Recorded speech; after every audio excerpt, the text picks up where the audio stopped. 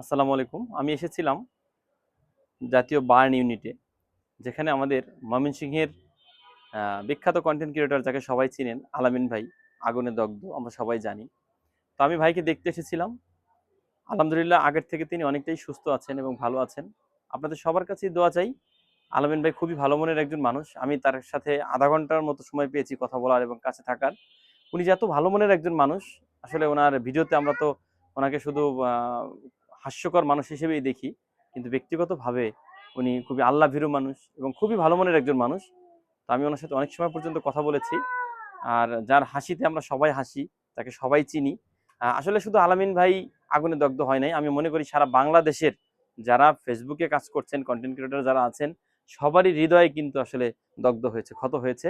তো সেই ক্ষত টানেই কিন্তু আমি সেই ফরিদপুর থেকে ছুটে এসেছি ঢাকার এই জাতীয় বার্ন ইউনিটে। তো সবাই আলামিন ভাইয়ের জন্য দোয়া করবেন। সবাই ভালো থাকবেন। আসসালামু আলাইকুম।